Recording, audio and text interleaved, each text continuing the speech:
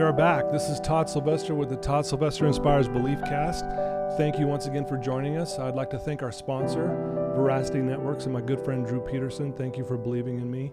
I can't tell you how much that means to me. And I want to thank all your listeners who tune in week after week after week. And we just hit 120,000 downloads. So exciting. Isn't that crazy? That is so exciting. It's amazing. Congratulations. Yeah, thank you. And it's not because of me. It's because of people like you and this the guests that we have on. Today we have Brianne Johnson, but you go by Bree, right? Yes, I always confuse people. I'm sorry. Yes, No. so I'll answer to both. You answered to both. I'm going to call you Bree, but her official name is Brianne Johnson, and she's amazing. I can't wait for you guys to get to know her a little better.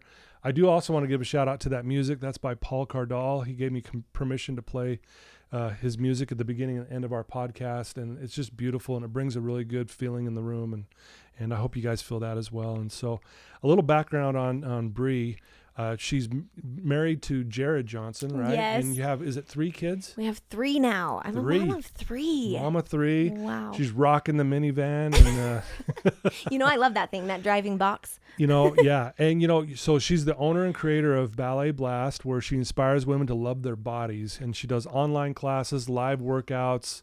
I mean, all kinds of amazing things there. And I've watched some of those videos, and it's high intensity, but it's just, it looks like like you said, a blast, right? Yes. I try and make it fun. Like you said, I definitely have a strong belief that women, need to really understand that it's more than just doing fitness. It really is like therapy for us to get in there and feel good, and then I'm honestly a better mom. I'm a better person when I love it. When I move my body. So and I can't wait to know more about that. Okay, so following high school, Bree was signed by Royal Caribbean Cruise Line as a featured dancer. I'm sure that was interesting. So have you seen dancers on the cruise ship? Have you been on a cruise and I've actually never been on a cruise. Watched the shows? You haven't? I haven't.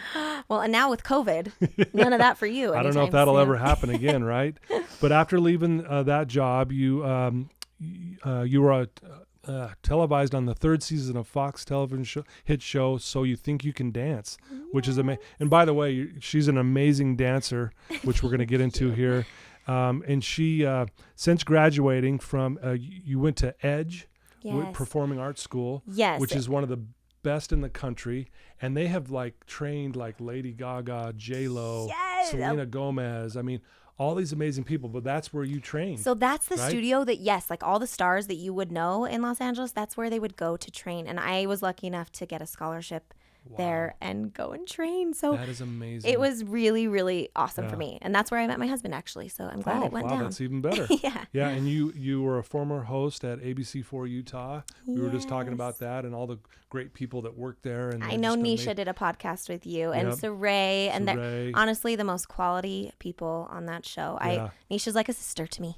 Yeah, and every time I leave there, because I've been on a few times, I just go, I feel like I'm a better person just by talking to those guys. And that shows you what type of show it is. If you leave feeling uplifted like that, it's awesome. I think like I said, she's like a sister. Nisha's one that we still go to lunch all the time. She knows my kids well. We actually have dogs that we think are boyfriend and girlfriend. It's fine. I have a golden doodle. She has a golden doodle, and we're just gonna have a wedding ceremony or something for our dogs. I love it. I love it. Well, one of the reasons why I reached out to you is because just the way you live your life, you're energetic, you're positive. And I know this is not about you being perfect, because I know you're not, but far from it. But you do live your life in a way you live with passion. And I think, especially nowadays with where we're at with this world, we need more of that. And I can't wait to get in to see how do you do that? And so, but I'd like to start. Why don't you tell us where you grew up and a little bit about your childhood, and we'll kind of take it from there. Perfect. Well, I'm so honored to be on your show. I'm a huge fan of yours, so thank you for having me. Yeah, thank you.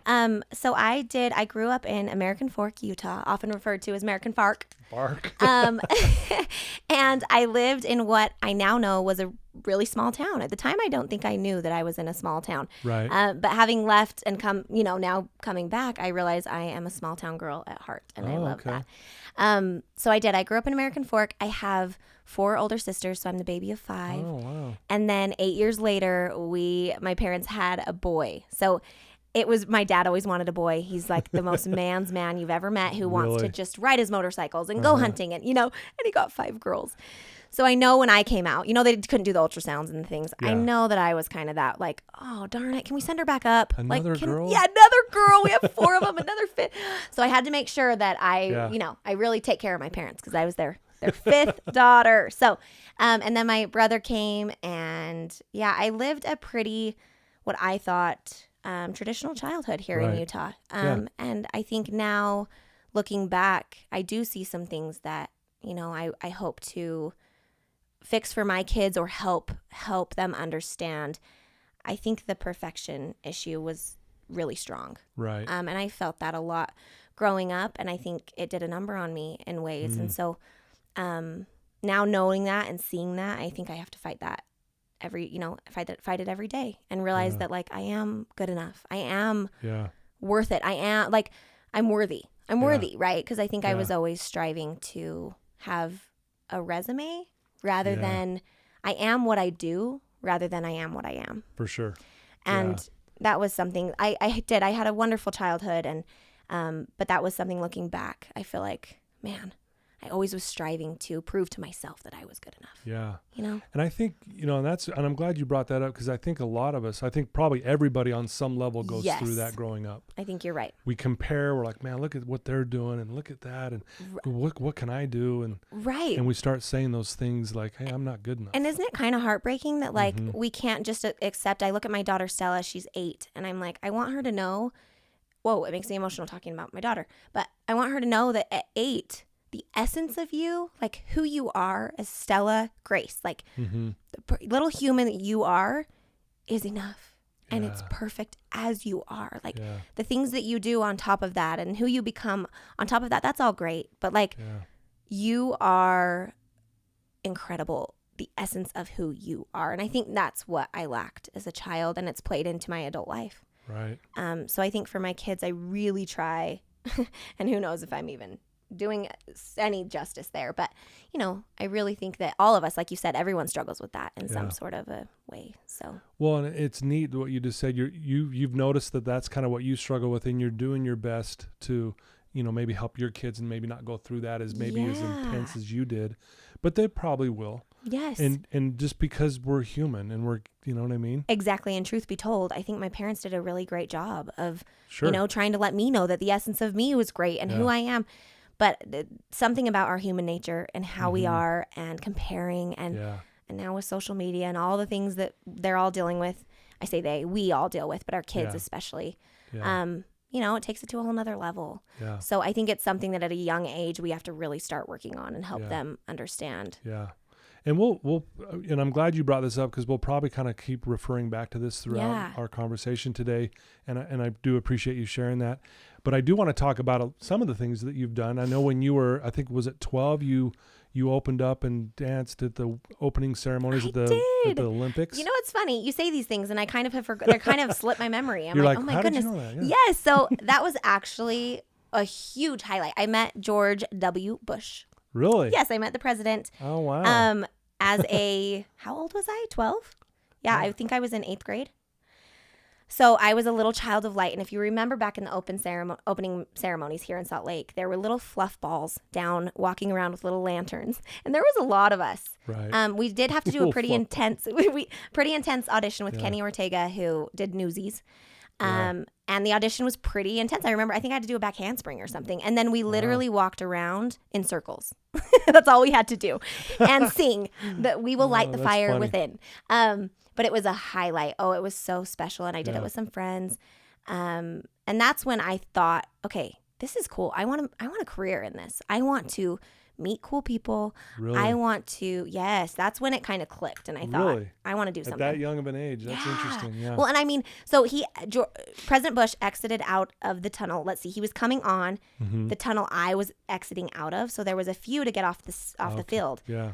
And we were lucky enough to pass him. So we kind of brushed shoulders, but he grabbed each one of our hands. I remember I had my mittens on, which I now have framed because they were so, it was so special. Yeah, sure. But he reached out, he had his hand out, and me and my friend Josie, I remember we both grabbed on each side, and it brought us to tears, which is interesting at 12. I'm like, why was I crying? But I think it was so the energy of it, and you knew how special it was. It was just such an intense moment that it brought tears to our eyes. So wow. It was really cool. I don't even think he said anything, so I shouldn't say I met him, but I touched his hand. Hey, not everyone can say that, so that's pretty cool. But the power of being on that field was really special with all the athletes, and that was something I'll definitely never forget. Well, and as a dancer, I have 3 girls, and they all did dance and drill and all that stuff, and I mean that is not an easy thing. To say I'm going to be a dancer, right? I mean, the time and energy it takes to be good at it is ridiculous, right? 100%. And your mom driving you from place to place, not to mention the money that's put into it, I mean, expensive. It's pretty much a college education put into your... It is. It really is. So it's a lot. And I think you have to decide at a young age, this is something I really want, and fight for it. And I actually didn't start dancing until I was 10 or 11. Okay. So most people start when they're 3. So I was really behind, and I would audition, and my friends would all make a company higher than me. Really? Yes, and I made the lower company, and I always was, okay, I'm going to fix this. I'm going to make sure that I can get there, and I had to hustle. I had to work hard. And the day that I made a company with them, and then I was, made a company, but like it was huge for me because I had worked so hard. Because it didn't just come that easy. I had to hustle. I had to work. Yeah. Well, and along with that, you've got to, it teaches you discipline. Yeah. It teaches you to, you have to be confident. Yes. Even if you're struggling, right? Yes. So talk about that a little bit. Like, how were you as a girl? I mean, you're trying to, you struggle with being perfect and things like that. But how was your confidence, and how was, you dealing with that intense schedule? I love that you asked that, Todd, because I actually was diagnosed with severe scoliosis in the 8th grade.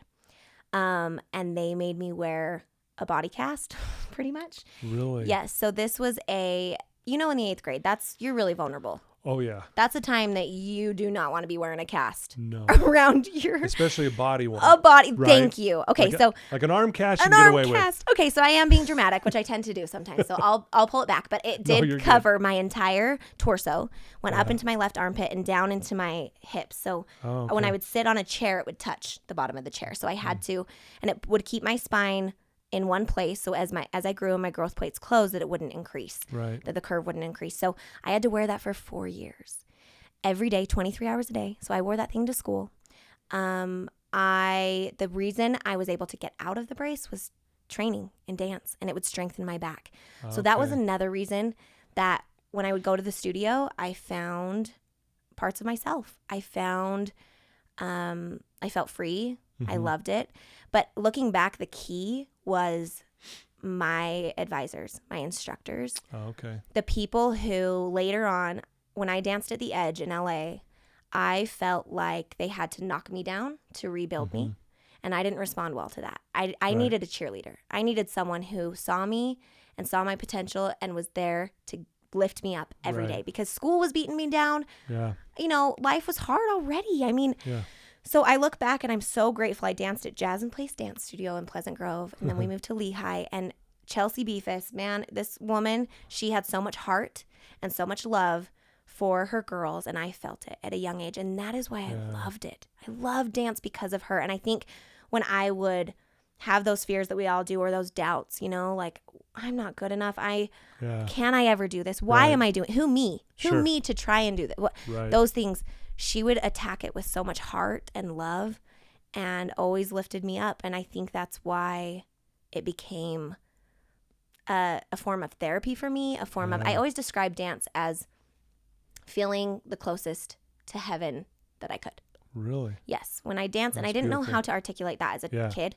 Right. But when I would do my contemporary, and the music's on and I'm moving, and it was almost like a prayer, but I couldn't explain that as a kid. But now I realize, like, it's like my way of connecting to heaven, connecting to God through movement with my body and music. I think music is key. Wow. And what was her name again? Chelsea Beefus. Yeah. So Chelsea, it's amazing how a teacher can influence like kids.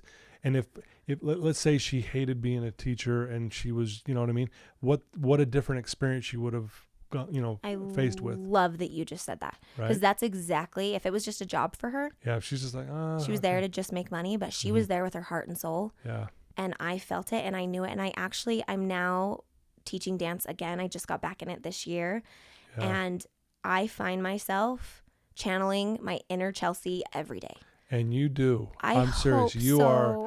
No, honestly, and anyone that knows you that's hearing this would go, "Oh yeah, Bree's on fire." You're so sweet. And you do. You have a passion and a positivity about you, and this energy that is infectious. It really truly is. And I think what you're doing is, like you said, you're kind of doing what she taught you. Yes. You see how she did it. Like, I want to be like that. Oh, and I also see the opposite, right? I was also trained in an opposite way where that didn't work for me, and I'm like. Yeah. I don't want to be that way for people. I want to help the way that worked for me. Yeah. I mean, lifting people up. And honestly, I had a day yesterday, I have to tell you, like I sat my husband down and I was so discouraged. And I had the thought, like, is anything that I'm doing even working? You know, like, I feel like I'm giving everything hell. I'm giving it all I've got, but everything's kind of at a C+. You know, like I can't, And so I go through these days, and I'm sure we all have these days where like I'm fighting for these girls. I'm loving what I'm doing. But then I also am like, is it making a difference? So to hear you say those kind things like, no, I think it is, or those are the things we hold on to and that keeps us going. And I'm sure, and I think you're right. We all kind of go, but it's just that's a story you're telling yourself. Why do we do that? What is this? Yes. But if I was to go interview those students of yours, what do you think of Bree? They'd be like, oh my gosh. I hope so. No, I guarantee they would.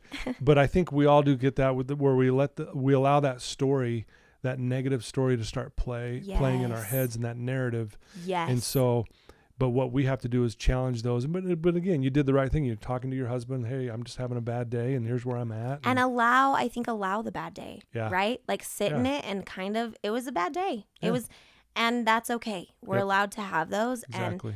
But I think moving on from those and realizing, being able to focus on the good and channel out that negative. Yeah. Because I think, like you said, that story that sometimes goes, and if you let it go, it'll go. Yeah. And I think I've had to learn throughout my life to shut that down. Yeah. Shut it down and not let it have power. Well, you mentioned too, obviously, that you struggled with, perfectionism and stuff growing up. Was there other battles or struggles that you were going through, as you grew up, like in, even in high school? Because I mean, it's always a challenging time for all of us. We're trying to fit in and all that stuff. Oh, it's so awkward. Isn't it just so awkward? Yes, I think for me, looking back, I just have so many regrets. Okay, so this is getting deep because I actually just sent one of my dear friends a message recently and apologized to her for being so judgmental. And I'm ashamed of how I acted at times, thinking that because I conducted myself in a certain way, because I didn't drink alcohol at that time, because I was this way, I was better than so-and-so. And that was my belief in my soul. I don't think I would say that to people. But that I felt that way deep down, and I am mortified of that. Now, today, I'm like, if I could change one thing, it would be being able to love everyone where they were at and seeing everyone where they were at and not judging that. I think it was kind of culturally put on me, and religious pressure that I felt. Yeah. And those things really did a number on me. And I look back and I just, with grace, try to give myself a little bit of space, and say she didn't know better.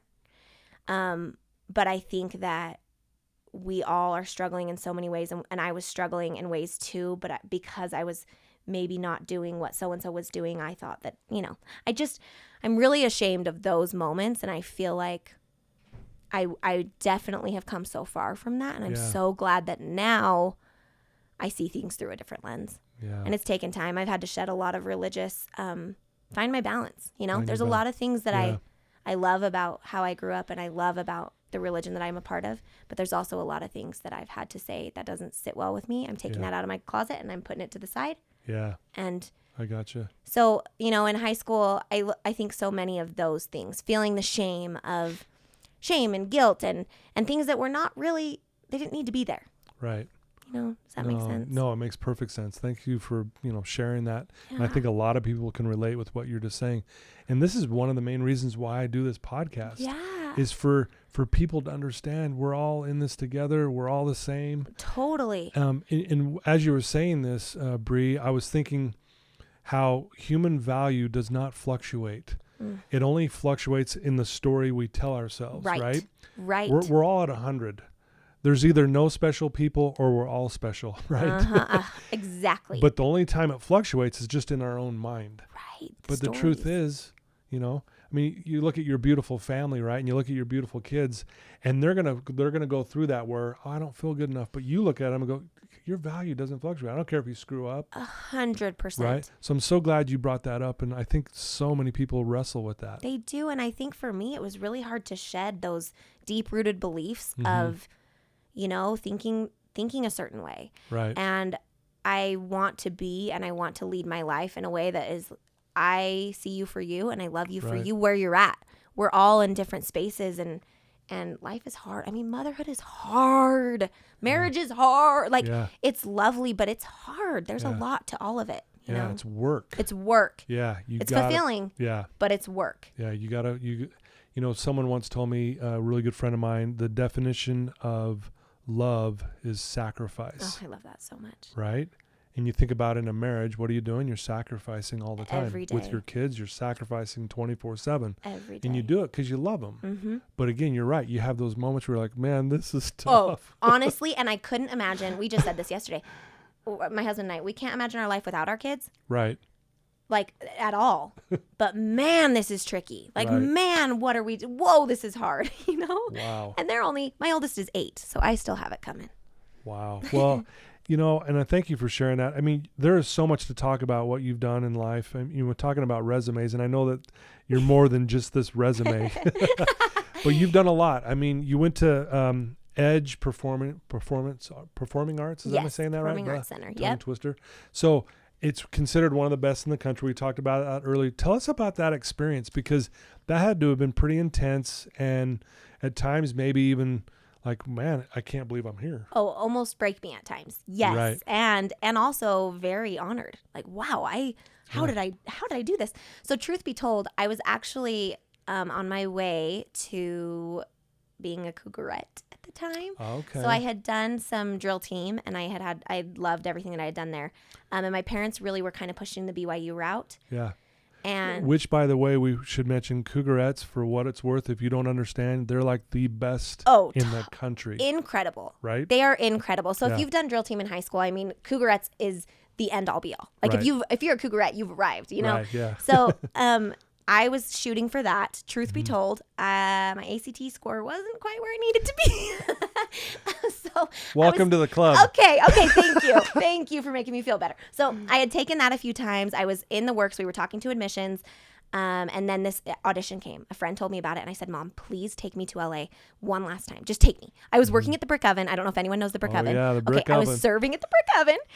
And I said, just take me to LA. Let me do this audition. If I get it, I really want to do it, but there's no way I'll get it.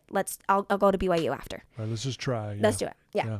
And I ended up going to LA. There was, I think, I don't know the exact number, but it was a lot of people. I mean, I think 250. Wow. And they took 10 males and 10 females.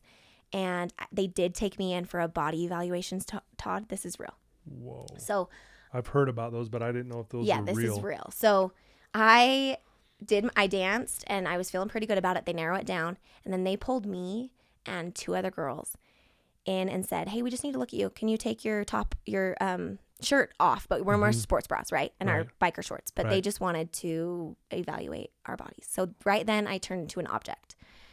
And I felt that. My soul felt that, because dance to me up until that point had been heart, and I'm connecting to heaven. And it sounds so cheesy, but really that's kind of how it felt. Yeah. So all of a sudden I'm thrown into this world in LA, and I'm like, okay, yeah. They ended up accepting me and taking me. But there were moments, and speaking about the body evaluations, there was a moment where my director referred to me as Marilyn Monroe, and I thought, that's a huge compliment. But he referred to me in a curvy sense, and I was in my sports bra and my biker shorts, and he put his hands on my love handles, if you will, like right there on that, and he said, I need you to lose 5 pounds here. As if you can choose where you're losing 5 pounds. Yeah, like how do I? Okay, I'm gonna just work that part out. Yeah, exactly. Right? Whoa. And it was moments like that for me that I knew what I was getting into. I knew I was coming into the professional world of dancing, and I knew I had to expect that. But I can't sit here and tell you that didn't affect me. Sure. That was really hard on me, and I think psychologically it was way harder on me than I realized. Looking back, and okay, you need me. If I want to dance with Rihanna, like I ended up doing, which was amazing. If I want to dance with Rihanna, I got to lose 5 pounds here. Okay. But looking back, I think I hated that I turned into an object. I hated that I wanted it to be about me and about my heart and about who I am. But I was entering in this world that wasn't that. And so I quickly realized I danced in the professional world for a while, and I realized it wasn't for me and it wasn't what I wanted to do long term. Right. And it was great while I did it. And I had some amazing experiences. And like you said, I met some really cool people. I felt like they were my family. And I was living on my own for the first time out there. Met my husband. So there was a lot going on. I got engaged while I was on scholarship, and I got some serious looks. I mean, people had no shame being like, you're 20 years old and you have a ring on your finger. You know, they just thought I was absolutely insane. Right. At this Mormon girl, what is going on? You know, so this was going to make me happy. This is what I want to do. I got married right out of scholarship and danced professionally for a while, and then. Is that when you danced with Rihanna? Yes. So how was that? Just curious. Okay, so you can't just throw that out there. No, I know. So that was my first job. That was my first really big job right out of the gates. So if you've watched, oh gosh, the show is leaving me right now, but it was my favorite show growing up, this dance show. And at the end, they have a gala where all the agents come and they watch you, and they'll choose who they want to represent. It's pretty, so we did that whole thing. And then at the end, I ended up going with Clear Talent Group. And right out of the gates, they got us this job with Rihanna. And it was so cool, too. Yeah, sure. So Disturbia, if you remember that song, it was one of her hits. It was at the MTV Music Awards. And I can't remember what year. It had to be 2008, I think. And we got in the craziest getup. You wouldn't believe it. My pictures are, like tore up fishnets and crazy hair and I had a weird corset on, and we get out there, and of course, it's like this. You have your arms around your neck, and you're acting like Disturbia. Like weird. Yeah. It was weird dancing. So fun. The energy. Can you, you walk out on that stage and can't even imagine. Ecstatic. I mean, it was so cool. And then you get the check after, and you're like, this is a good gig. You're like, man. I'm not mad about this. This is awesome. Yeah. So that was really fun, and I thought, I want to do more things like this. So finding the balance was really hard for me because I felt like I was betraying myself at times because I was an object and I didn't want to do that. So I had to really find the balance. My husband was really good to help keep me grounded through a lot of it. And that's great that you met him through this process, right? Obviously. And what was he doing? Was he a dancer? So he had been living in Spain for a year, and he had just moved to LA. We had both been there 2 weeks. We met on the escalators at the Grove. If you know the Grove, it's so random because the escalator's going up and down, and he said something. And I thought, truth be told, we're in West Hollywood. And he's with his brother, who is bald and shorter than him, and he's tall, dark, and handsome. And it's late at night after a movie. I thought they were together. Yeah. Like together, right, Okay. Like, I'm like, this is a couple. Like why is he talking to me? Exactly what I thought, which is so funny. So that is hilarious. So I ignored him in the beginning, and then as our cars went down the parking garage, he ended up saying, "Give me your number." And I popped out the window and gave him my number, and true story, here we are. We have 3 kids. So rest is history. Wow. But isn't that funny? He was a godsend for me during scholarship to kind of keep me grounded, and I did learn a lot of what I really want and a lot of what I really don't want. Yeah. So well, and it, as you said, that you became this object, and how that was really hard for you. But what I love is, with Ballet Blast, your whole spill with these women is to have them love their bodies. 100%. No matter where it's at, where you're at, it doesn't matter, right? And your body is a vessel for you. Your body is here to help you have a great life. Yeah. So treat that body well, right? Whatever size, shape, it's going to be wherever. If you have an autoimmune disease like I struggle with, if you have different things, just figure out, educate yourself, and help your body be the best it can be so you can have a fulfilling life. Right. Because we don't need, that's one thing we can control is how our bodies operate at times. If we're giving it the right nutrients and the right, paying attention to those things, I feel like we have more control than we think we do. Yeah. So. Wow. Well, that's neat that you're doing that. So let's talk about Ballet Blast. Okay. Tell us how that came about and how you came up with this. So kind of the timeline fits really well. When I was deciding that this wasn't for me in LA, long term, I was having a great time doing it. And I just thought, if I'm going to have kids and I know I don't want this forever, I got to come up with a way to do what I love. Yeah. But make it so I can still have babies and continue having a career. So that's honestly where it stemmed. I was taking a bar class out there at the time, and I loved the bar class, but it wasn't upbeat enough. Will you explain that, for the me? Bar class? Sorry, yes. So a bar class is, so I teach bar. Ballet Blast is a bar method. And there's a lot of different types. So a bar method, typically, if you go to a class, it's pretty low, like low energy, high reps. You're getting a good workout. Yeah. But maybe some soft music, maybe more like yoga. Yeah. So for me, I loved yoga, but I also loved a hip pump class, and I loved me some going into hip hop class. Yes, you do. Right? I wanted to have some fun. So I thought, how can I bring my worlds together of my dance career? Yeah. I love yoga. I love bar. I'm going to create something. Let's see how this goes. So we actually moved. My husband's mother was sick at the time, so we moved back to Utah just for what we thought would be 3 months. And we came back, and I said, hey, guys, meet me at the studio. I'm gonna do this class. It's called Ballet Blast. Let's just see how it goes. Literally asked my friends, like, do me a solid. Just meet me here. Wow. So they came. They met at Jazz and Place Dance Studio back, where my roots were. And we did the class, and one class led to another and another. And all of a sudden, we had like 50 people in our class, and we were having the best time. The best time. I mean, everyone's laughing. We're crying at the end because that's what we do, because we're women and we're meditating and we're laying there and sweating in that euphoric state, and we might need to cry. So we're thinking it just kind of took off. But I'll tell you what, Todd, like in my mind, I knew this was bigger than me. And I knew if I put my heart and soul in the right place and I was centered, and I told God, like, I want to create something great that will help women, but I need you to show me how. I need you to like literally take me and lead wherever I need to go to make this happen. Let's do it. Yeah. And there were times where I would let my ego get involved, or I would get out of center, out of sync with myself, and it wouldn't work. It wouldn't work. I'd hit a roadblock.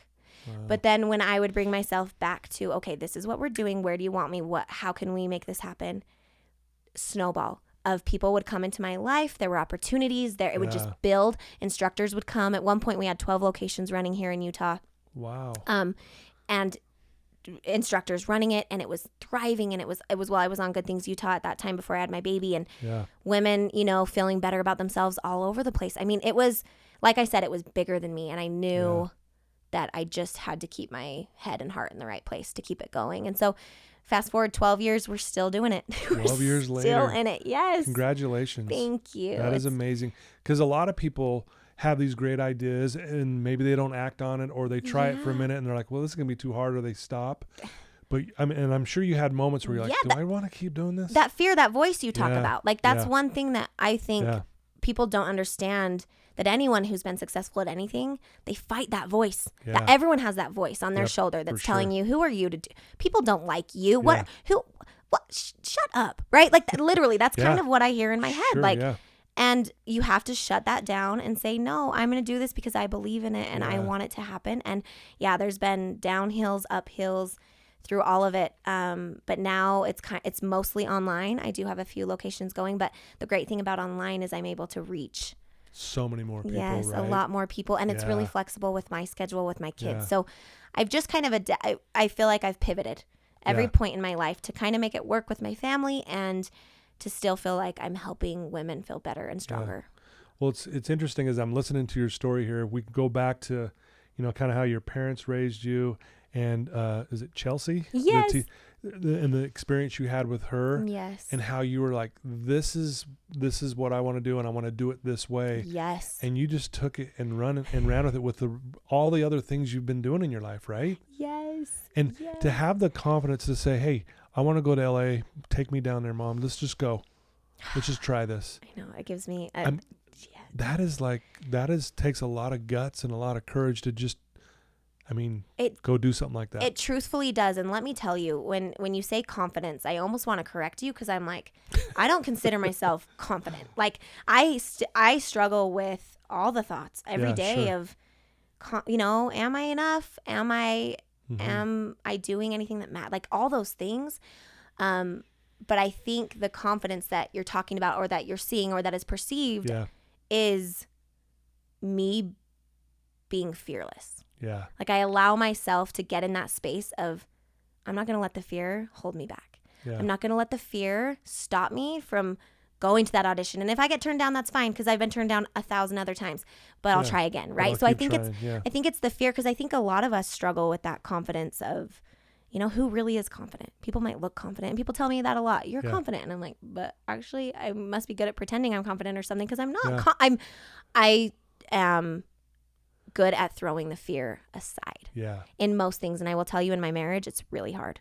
Okay. I'm good at throwing the fear aside in those things. Yeah. But when it comes to marriage and true vulnerability and vulnerability with my kids, the fear can be debilitating. Yeah. Right? Yeah. So. Well, thanks for sharing that. Yeah, it's interesting. Well, and again, thanks for being real because I think, because you are, people who know you would say you are confident and you are energetic and you're passionate and positive. Yeah.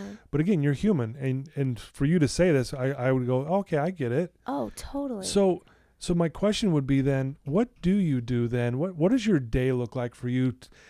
Again, you're so busy, but what do you do to take time for you that kind of does keep you centered? Yes. What does your ritual look like if you have one? What does that I love look like? this question to kind of build myself up because I think if we're not careful, the world and social media and truth be told, social media is hard. I don't love social media. I don't love, but for me, it's how I work and it's how I get things done. So I have to make sure I have a good mindset and a healthy relationship with social media. And if I'm not careful, it does tear you down and life tears you down. So to kind of help myself become grounded again, I'm a huge bath girl. I love my baths and I always have ever since I was little. So I take a bath a day, sometimes twice a day, which my skin probably doesn't love.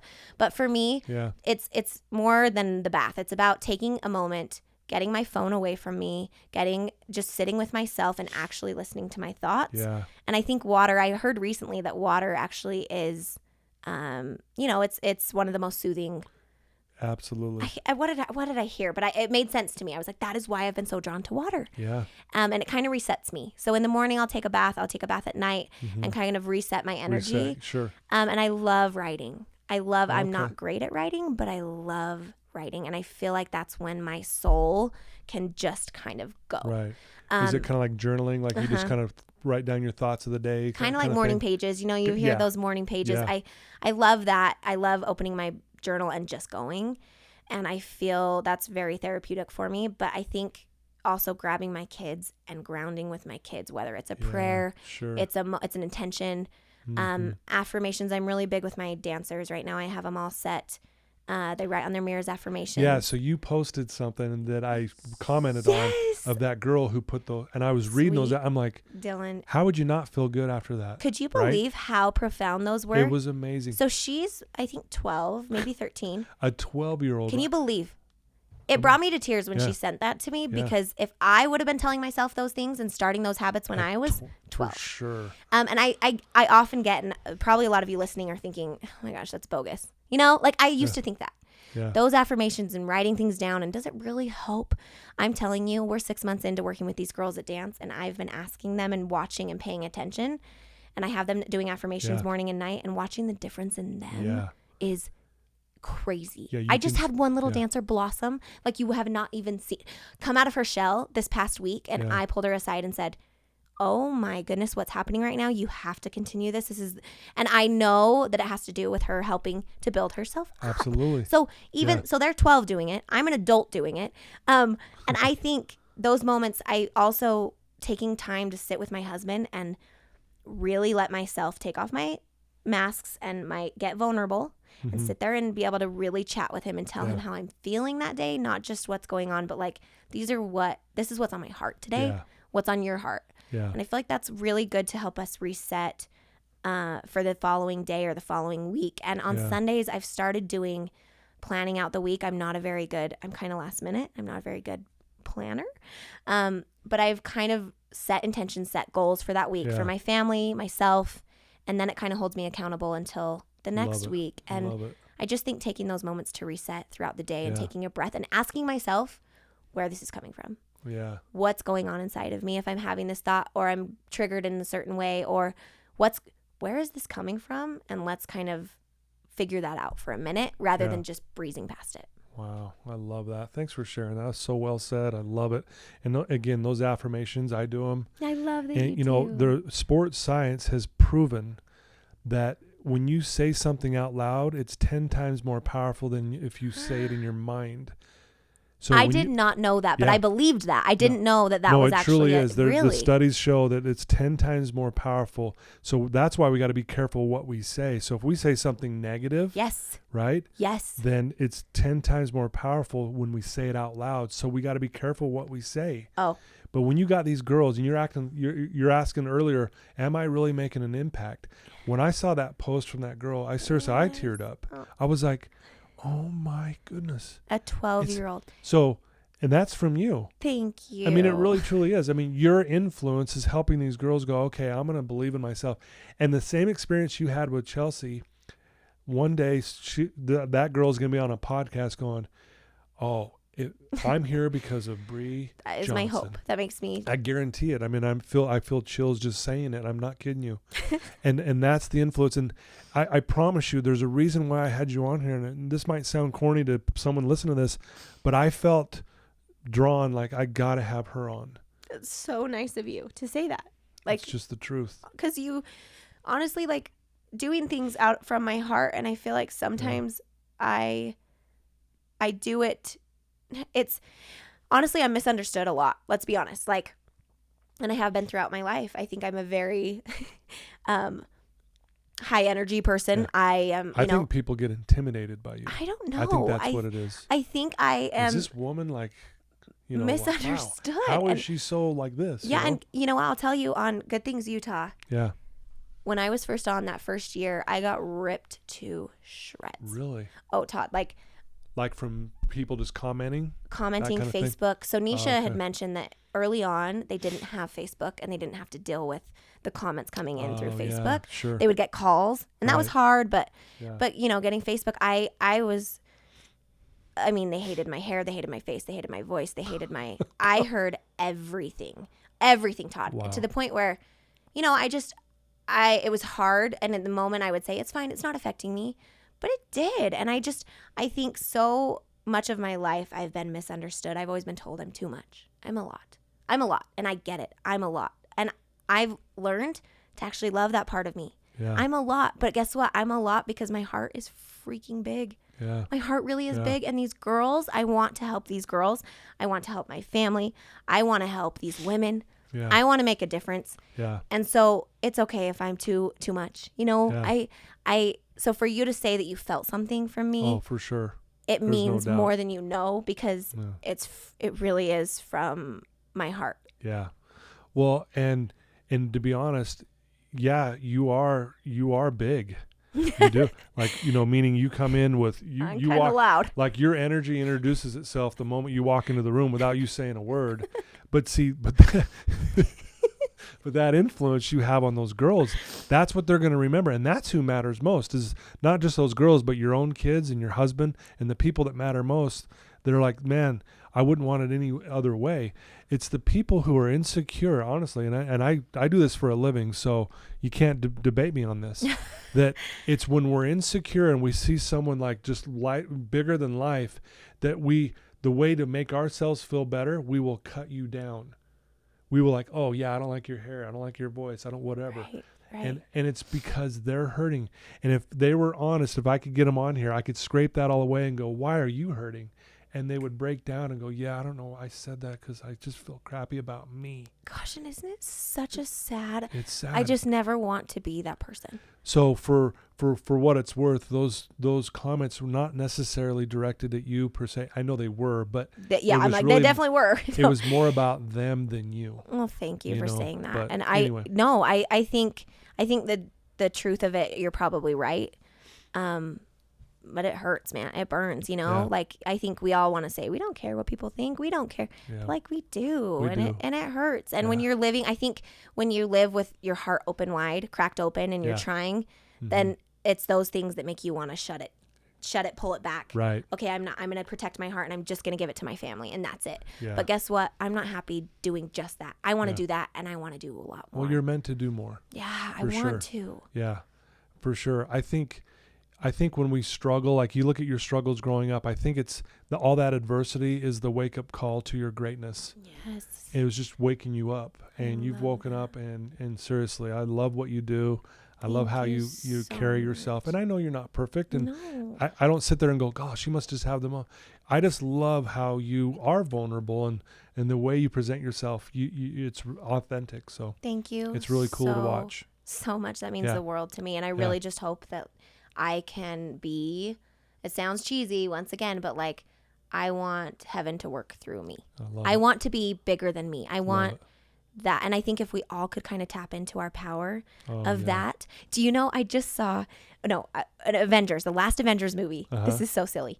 But at the very end, I'm telling you, Todd, at the very end, when everyone brought their own power to the end, right? Like you have Captain America, you got Thor, you got all the things happening. I was brought to tears because I thought, if we each could just tap into our own God-given gifts that we have been given to bring to this world, this planet, for our kids, for our family, for our loved ones.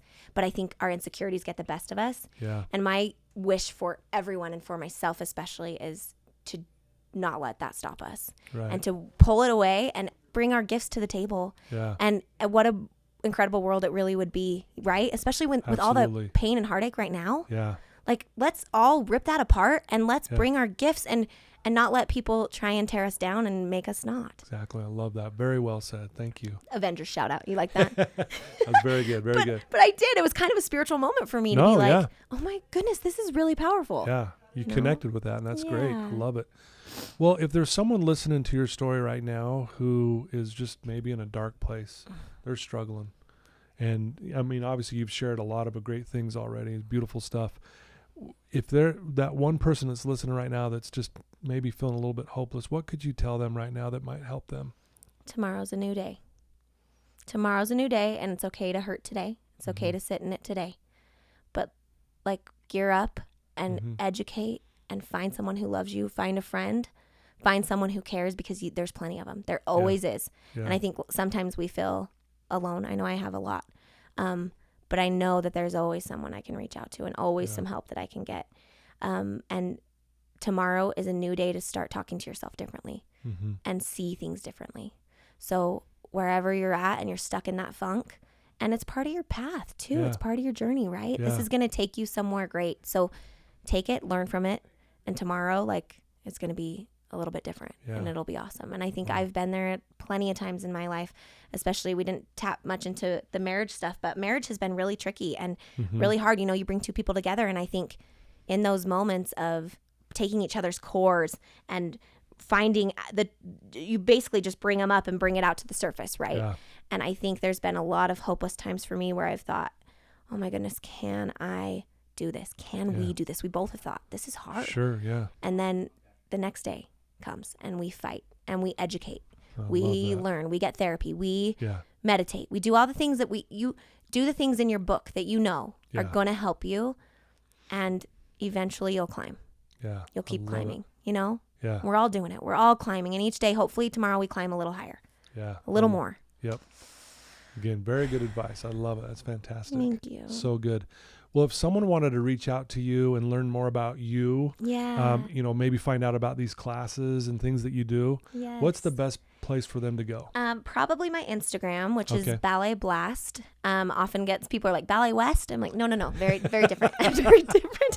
I wish I was on Ballet West as their principal dancer. So different. Yeah, I know. Ballet Blast on Instagram, but also you can go to balletblast.com, and the website is there for all my classes and all that stuff. But on a personal level, I would love to hear from you. Please DM me. Like, people who are in my space of just wanting to live with their whole heart and live a big life and help other people, I want to be your friend. Wow. So please reach out to me. That's beautiful. I love it. And I'm so glad that we're friends. I'm so glad we got to do I'm this. so glad we could officially meet. And again, like I said, I love what you do. Well, I love what you do. This is you. so awesome. So I really feel honored that you brought me in today. No, thank you. That means a lot too for me. And I know our listeners have, are going to be the ones that are blessed for this because of the story, because they'll relate, and when they do see you and like, man, look at this powerhouse, but at the same time, she's just like me. Oh, she struggles. We all struggle every this, right? single day, but we fight. Yep. And I'm here to help people who want to fight. We keep fighting. Right? And that's what you're doing. I love all that you do. Yeah, fighting away. We fight. Fighting away. Well, I love it. Well, thank you for joining us, and thanks for being vulnerable and sharing your story with us. It was awesome. Thank you, Todd. I appreciate it. Yeah, there you go, Bree Johnson. And please reach out to her. Check out her site. Check out her, Instagram, and reach out to her. Ask her any question. Obviously, you can tell she's an open book, and you will love her passion and energy. And I'm sure she'll talk to you, even if you're just struggling. It has nothing to do with dance or anything else. 100%. That's what she's doing with these girls, and it's really remarkable to watch. And so she truly is a powerful light on this planet, and we're grateful to have her. Thanks, listeners. Thank you for joining us. I love you guys. Keep sharing this. Keep downloading it. I mean, I can't believe where we're at. It's so cool. But I love you, and I'm so grateful for all the guests, and especially today with Bree. Thank you so much. Thank you again, and congratulations to you. Thank you. Okay, guys. Till next time.